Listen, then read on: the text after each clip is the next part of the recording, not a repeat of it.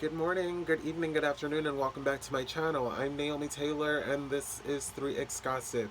You guys, if you're new to my channel, please check the channel out, see if you like it, and if you vibe it, I would appreciate it if you subscribed. And if you're a vet here, thank you for coming back. You guys already know that I'm forever thankful, and I appreciate you. So let's get into these great topics. So the first topic that I do want to talk about is Breonna Taylor. Sergeant Jonathan Mattingly sat down with Michael Strahan and did a one-on-one interview. He said that he wanted to get a few things off of his chest. After sitting at home for multiple months, there's a lot that he wanted people to know, and he wanted to let us know what he remembered from the night that Breonna Taylor was murdered. Sergeant Mattingly went on to say that, he knocked on the door open-handedly multiple times and let them know that the police were there. He said that he knocked on the door multiple times open-handedly just to let them know that they were there. Sergeant Mattingly also went on to say that one of the police officers heard someone coming close to the door and they all got silent, but nobody opened the door. To which that's when he looked at the general, and that's when they commenced to break into Breonna Taylor's apartment. Now, with this whole situation, I'm a little confused because, if they looked through the peephole and then they saw that it was the police officers, like you're claiming that they did, I'm finding it hard to believe that they wouldn't open their door and just cooperate with you. I don't know. Especially with the fact that, like, at the end, Kenneth Walker ended up cooperating, and he looked traumatized in the videos, and when he was doing the 911 call, he was frantically freaking out. So I'm finding it hard to believe that, like, what you're saying is it's possibly true. And especially where they were, like Breonna Taylor, if you look at the videos where Breonna Taylor is laying in the far end of the apartment, she's laying at the edge of the threshold of the bedroom and the hallway. And that's where Kenneth Walker originally was, because he was calling 911 and letting them know that, someone was shooting at the apartment and someone's trying to get in. If he knew that you were police officers, why would he call in the 911 call, say, someone's shooting, there's someone trying to break into the apartment? That's where I'm a little confused. Uh, Michael Strahan went on to say that, Kenneth Walker stated that he shot one single bullet because he wanted to shoot off a warning shot to let them know that, hey, I am licensed, I have a gun in the house and I will shoot. But he didn't want to shoot anybody because he didn't want to murder anybody. To which Mattingly instantly jumped onto that and saying that's not true. He was looking down the barrel of the gun, and him and Mr. Walker were looking directly at each other and standing like as if like they were gonna have a shoot off with each other, and that's what happened. That he saw, in fact, that it was Kenneth Walker who had the gun, and it was Kenneth Walker who fired the first shot. Now, this is where you lose me, because after listening to the deliberations for the Breonna Taylor case with the jurors, multiple police officers were saying that, like, it could have been you. I don't remember verbatim, but you were like, one of them said that they didn't see who was doing the shooting. The other one said that they didn't know if whether or not it was Breonna Taylor or if it was Kenneth Walker who had the gun. They just knew that someone had fired a shot. And then you guys had us believing that, it was Kenneth Walker had said that Breonna Taylor was the one who initiated the shooting, and Breonna Taylor was the one that shot the fire at the police officer. But yet you're sitting here saying that you knew, in fact, that it was Kenneth Walker who was the one that actually did the shooting, but yet you let us believe that it was Breonna Taylor. I'm so confused. And if you were a witness to the fact that Breonna Taylor was indeed the one that did not shoot the gun, why wouldn't you step forward and let the authorities know, like, hey, it wasn't Breonna Taylor, it was Kenneth Walker? It doesn't make any sense. Like, none of the stories that you're bringing out now, it's not making any sense to me. And I'm finding it hard to believe anything that's being said by the police officers because, like, for one, you guys didn't have the cams on when you first entered Breonna Taylor's home, and then you can hear one of the police officers, like, at the end, like, one of the guys are saying, "Oh, she's done, she's done, she's done," as you guys walk over her body and just keep searching the house, not checking to see if Breonna Taylor was still alive. You just walked all over the house and didn't even care that she was laying there.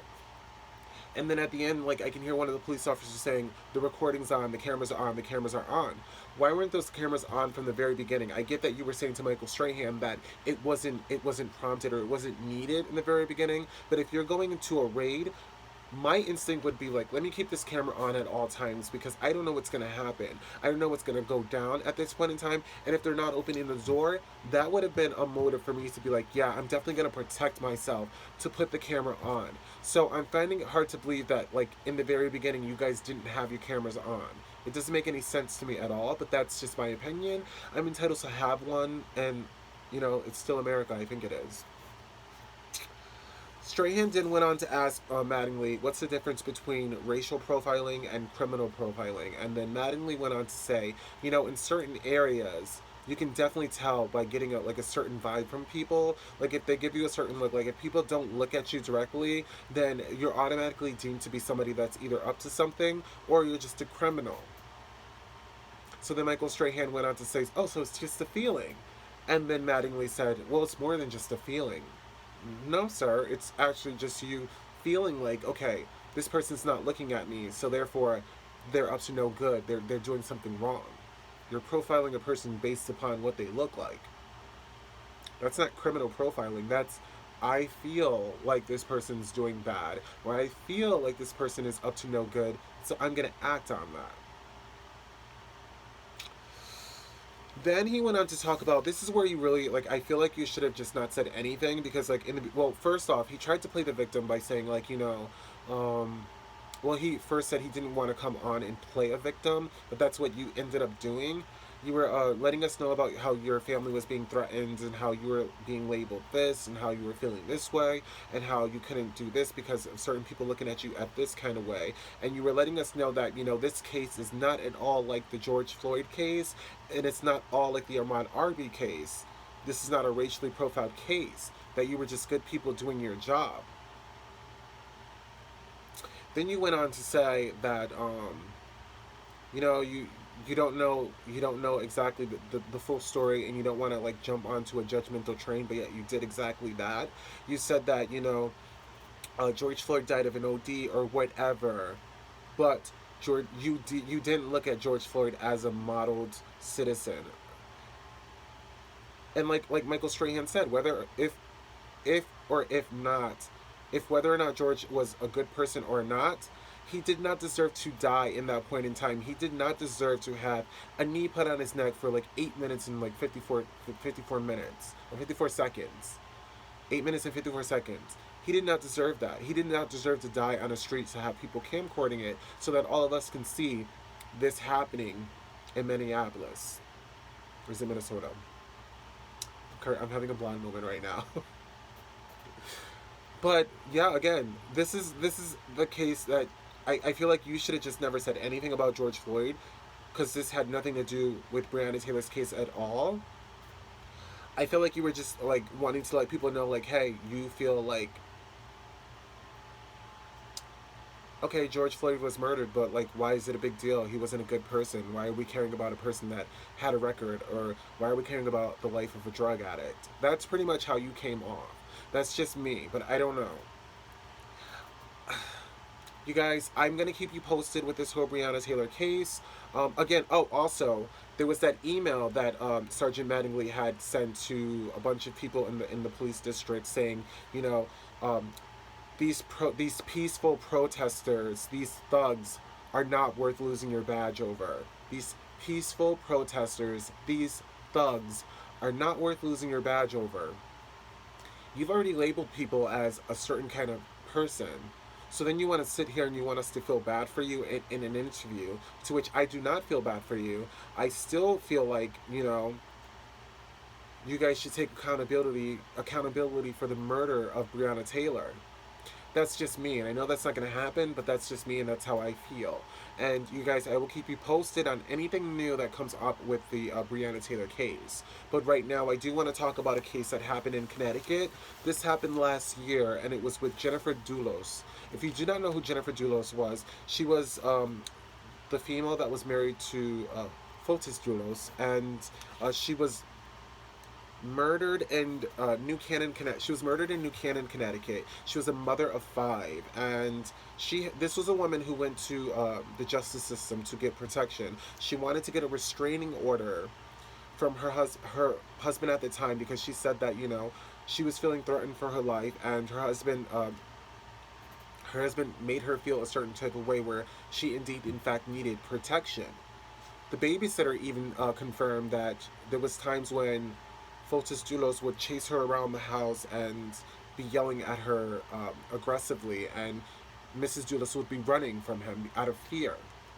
So she went to the justice system to get a protective order to be turned down by them saying, there's no need for a restraining order from your husband, ma'am. You'll be fine. Don't worry about it. You'll be alive. Everything's going to be okay.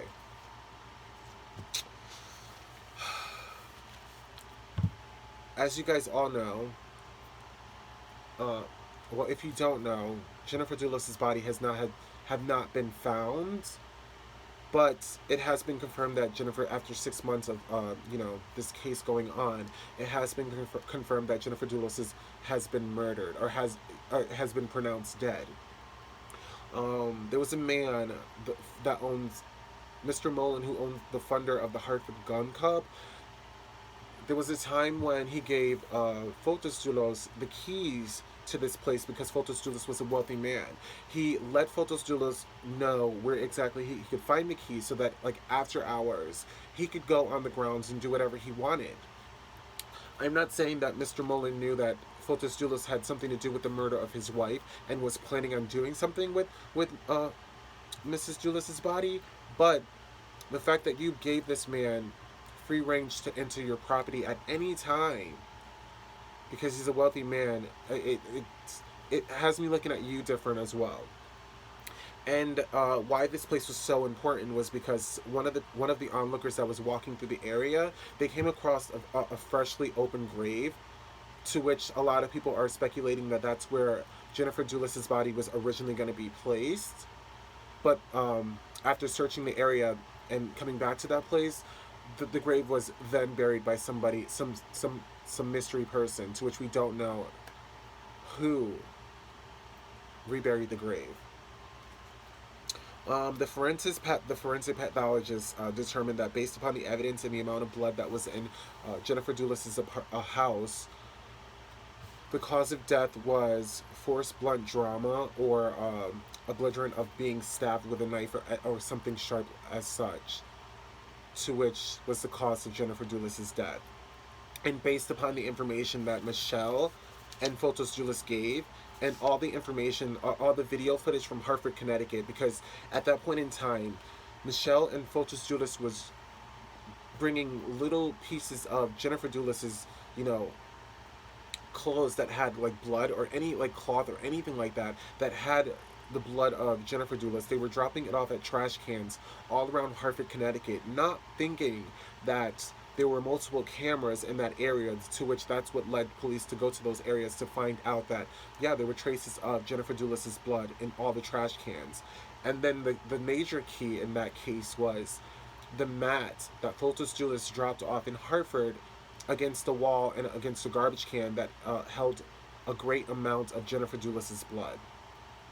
Even with all of this evidence, Fotis Dulos was arrested, and Michelle Chanty was arrested as well. And they had a $500,000 bond. But because they were able to pay those $500 bonds, they were let out on bail to clear any evidence, to do whatever they had to do to protect themselves, rather than the justice system keeping them, knowing that there was so much evidence against them. They let these people go. To which I guess they found some other evidence or some other information, to which led them to do another arrest on Michelle, and then also another arrest on Fotis Dulos. But yes, Michelle was arrested, but unfortunately Fotis Dulos committed suicide. He put a hose on his gas, the engine exhaust, and then put it into his window and locked the doors and locked the windows, causing him to go out of conscious. And he had a court date at that point in time, but he never showed up, and that's what prompted police officers to go to the house to check up, do like a welfare check on him, to find him in the garage committing suicide. Fotos Dulos was rushed to a New York City hospital to where he was pronounced dead a few hours later, which caused the case to go to a dead end, which means once you die, the case is no longer void or valid. So anything against you because you are a dead person, it's a clean slate. You're not going to be considered a murderer. You're not going to have anything on your case. You're just, it's over. This family still have yet to get the remains of Jennifer Dulos. Michelle was arrested. She's still in jail. She claims that she had no idea of the murder of Michelle. She just knew that, Fotos Dulos asked her to come help to clean the house, and he asked her to bring cleaning utensils to help clean the car, and they brought the car to the washer and stuff like that. She says that those are the only things that she knew of the situation, but she doesn't know where exactly Jennifer Dulos' body is. There was also a third arrest in the case, which was Kent Nwiti, which was Fotos Dulos' civil attorney. Kent lied about having a conversation with Fotos Dulos at a certain time, to which the authorities had asked him, and they later found out that that was a lie. And they also pinpointed him in the area of where that fresh grave was dug open, so that prompted them to arrest Kent, Kent Nwiti under conspiracy to commit murder. I'm feeling like Kent Nwiti knows more than what he's leading on to believe. He says that he doesn't know anything or didn't know of anything having to do with the murder of Jennifer Dulos. But if you look at this man, you can see that he's hiding something, and he said that he's going to stick forward to sticking to saying that he had nothing to do with the murder. He doesn't know anything about the murder. But I'm hoping that they do not let this man go, because I feel like if you continue to ask him and continue to let him think that he's going to get less time, he will indeed let us know what indeed happened to Jennifer Dulos and where exactly the remains are of Jennifer Dulos. You guys, this is still a fresh case. This happened last year. And yet we still have not, the family has yet to have the remains of Jennifer Dulos. This is a lady who had 5 children who now can't even go to their mother's grave. Also lost their father, whom murdered their mother. It's a sad case. I actually I went to Jennifer Dulos' house in New Canaan, Connecticut, because I wanted to do an on-site blog, but there was a lady that told me that I could not be on the premises and that I needed to leave. And I'm not trying to make anybody angry, and I'm not trying to step on anybody's toes. So I simply just got up and just drove away. But I am gonna go back, and I'm definitely gonna go to Fotos Dulos' house, which is in Farmington, where he committed suicide. I want to see if I can get an interview with Fotos Dulos' family. They are down here from Greece, trying to figure out what to do with the actual house of Fotos Dulos, and they're also trying to figure out if whether or not Jennifer Dulos' family has any right to that. So I'm gonna definitely try to get some interviews, because I do want to keep you informed on this story, because it's still a fresh story. And if it wasn't for one of my viewers and one of my friends, I probably wouldn't have brought the story to the forefront. But now I'm intrigued, and I definitely want to get more information for you. So I'm definitely going to try to get an interview with the Fotos Dulos family, and I definitely want to get on the grounds, because I know that Mrs. Dulos' house, the one where she was allegedly murdered in, I know that her house is for sale, so it would be interesting to get in there and get some kind of views and some interviews and stuff like that, so I'm definitely going to work on that. Again, guys, I'm Naomi Taylor, and this is 3X Gossip. We are still in Corona season. Please wear your mask, keep your sanitizer, and keep your social distancing. And again, just like my friend here, if you have a story that you want me to do, or if you have something that you want me to talk about, don't hesitate to DM me either on my Facebook, Instagram, my Twitter, my Snapchat, wherever. I will definitely talk to you, and we'll definitely try to figure something out, because I'm really excited about this stuff, and I love expressing things and giving you guys information that I feel like you need to know. So I will keep you posted and we'll definitely talk soon. I'm Naomi Taylor and this is 3X Gossip. I love you.